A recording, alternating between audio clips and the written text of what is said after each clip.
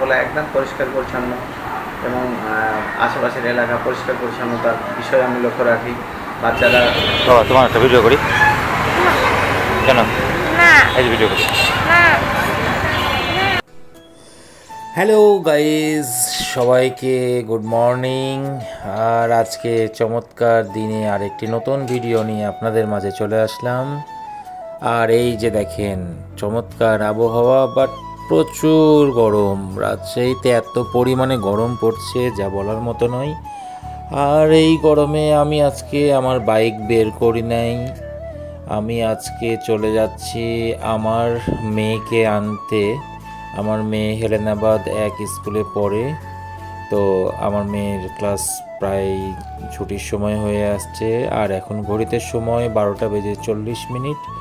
আমার মেয়ের ক্লাস 1টার সময় শেষ, যার কারণে আমি আমার মেয়েকে নিয়ে আসার জন্য বাসা থেকে বের হয়ে গেলাম। আজকে শরীরটা খুব একটা ভালো নয়, যার কারণে আমি বাইকটা বের করিনি, যে আমি রিক্সাতে যাব। আর এটা হচ্ছে আমার বাসার সামনের যে রাস্তা দিয়ে। আর এখানে মাদ্রাসার ছাত্রগুলো আসছিল। কোথায় পড়াশোনা করো? এই মাদ্রাসাতে হাফেজি পড়ছো? ঠিক আছে।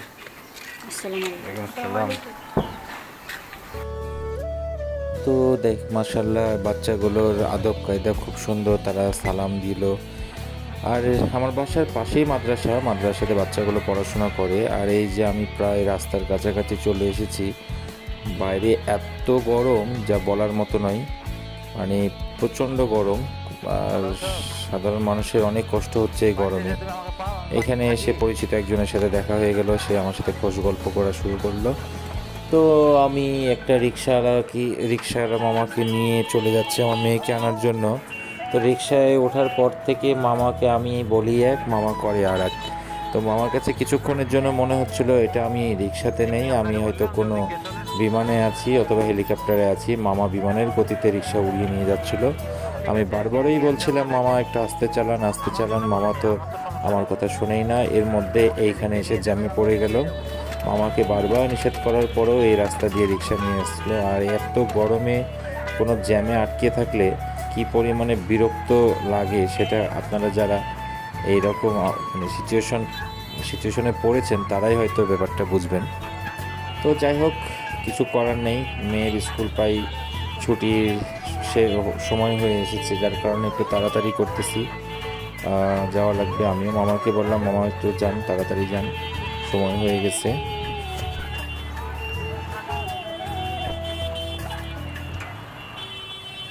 আমরা যতই তাড়াতাড়ি করি কোনো লাভ নেই। রাস্তায় এত গ্যাঞ্জাম দেখতেই পাচ্ছেন আপনারা, প্রচুর জ্যাম।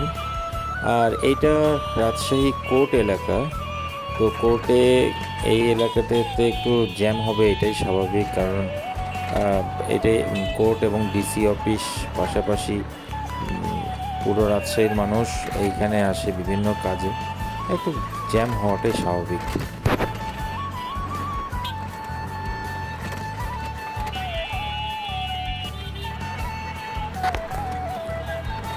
তো এখন আমার গন্তব্য হচ্ছে আমার মেয়ের স্কুল, অর্থাৎ হেলেনাবাদ এক স্কুল। আমি আমার মেয়েকে আনতে যাচ্ছি। আর এই যে এটা হচ্ছে DC office, Rajshahi DC office.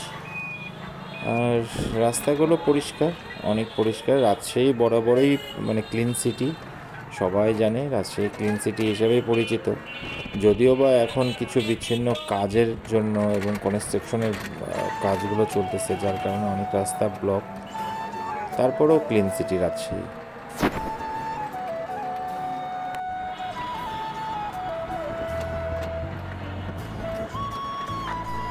তো আমার রিক্সাওয়ালা মামা তো আমাকে উড়িয়ে নিয়ে যাচ্ছে।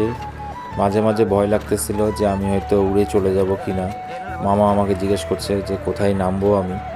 তো আমি মামাকে বললাম মামা সামনে বামে সাইড করে দাঁড়ান।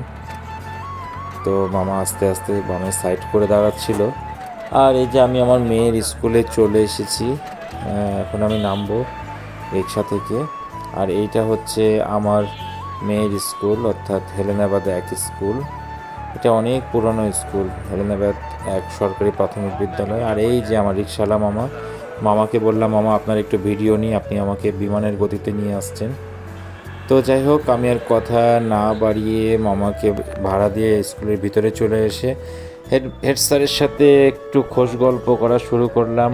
আর এই স্কুলের হেড স্যার আমার পূর্ব পরিচিত এবং উনি খুব ভালো একজন মানুষ এবং স্কুলটাকে উনি নিজের মতো করে পরিচালনা করেন এবং আমার দেখা খুবই ভালো একজন মানুষ উনি। তো আমি কথা না বাড়িয়ে ওনার কিছু কথা শুনি। আমার এই বিদ্যালয়টা খুব সুন্দরভাবে পরিচালনা করা হয়, সর্বাত্মক চেষ্টা করা হয়। সুশৃঙ্খল ক্লাসরুম, সুশৃঙ্খল ছাত্রছাত্রীদের সুশৃঙ্খলতা বজায় রাখার জন্য তাদের শিক্ষা দেওয়া হয় এবং তারা টাইমলি স্কুলে আসে এবং হোমওয়ার্ক করে আসে এবং লেখাপড়ার মানও ভালো। প্রতিটা ক্লাস হয় সেদিকে আমি লক্ষ্য রাখি। ক্লাসরুমগুলো একদম পরিষ্কার পরিচ্ছন্ন এবং আশেপাশের এলাকা পরিষ্কার পরিচ্ছন্নতার বিষয়ে আমি লক্ষ্য রাখি। বাচ্চারা সুপেয় পানি পান করে, বাচ্চাদের পানি পান করার ব্যবস্থা আছে। বাচ্চাদের ওয়াশরুম সবসময় পরিষ্কার থাকে এবং ওয়াশ ব্লক একদম ঝকঝকে তকতকে থাকে এবং বাচ্চারা খুবই মানে সুন্দর পরিবেশে আর কি শিক্ষা গ্রহণ করে এবং অভিভাবকরাও এতে করে প্লিজড। আমার তো স্যারের সাথে আমি কিছুক্ষণ খোশ গল্প করলাম। স্যার আসলেই ভালো মানুষ, আমার খুব মানে পছন্দের একজন মানুষ। এর মধ্যেই আমার মেয়ের ক্লাস শেষ এবং ছুটি হয়ে যাওয়ার কারণে আমি স্যারকে আর সময় দিতে পারলাম না। আমার মেয়ে অলরেডি আমার জন্য অপেক্ষা করছে, তাই আমি স্যারের সাথে দেখা করে আমিও বেরিয়ে পড়লাম আমার মেয়েকে নিয়ে। এখন বাসায় যাব। তোমার একটা ভিডিও করি কেন? এই ভিডিও করি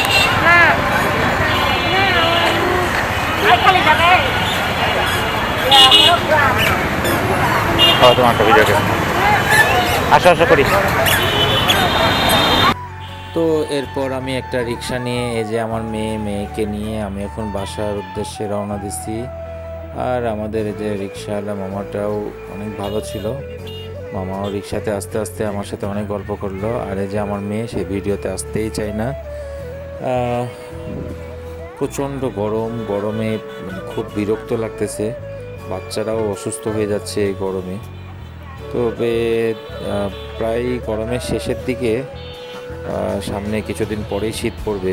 তো মানে এখন এই গরমটা অনেকের জন্যই বিরক্তকর এবং প্রায় বাচ্চারা এবং বড় মানুষ অসুস্থ হয়ে যাচ্ছে। তো আমি আর আজকে বেশি কিছু বলতেছি না, আর এই গরমে বলতেও ইচ্ছে করছে না।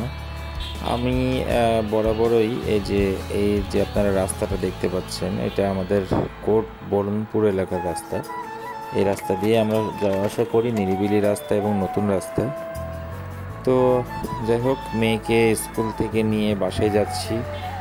এখন ঘড়িতে সময় 1:25। আর এই যে আমার মেয়ে আর এই যে আমি, বাবা মেয়ে যাচ্ছি একসাথে। তো আজকের ব্লগটা এই পর্যন্তই। আর নেক্সট কোনো ব্লগে মানে আপনাদেরকে অন্য নতুন কোনো জায়গা, নতুন কোনো কিছু দেখানোর চেষ্টা করব।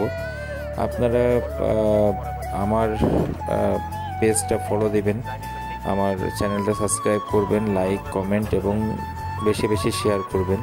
এবং আপনাদেরকে অসংখ্য ধন্যবাদ যে আপনারা আমার ব্লগটা দেখেন, আমাকে পার্সোনালি ইনবক্সে মেসেজ করেন, সেজন্য আমি অনেক কৃতজ্ঞ আপনাদের কাছে। তো আজকে কথা না বাড়িয়ে আজকের ব্লগটা এখানেই শেষ করছি। ধন্যবাদ সবাইকে।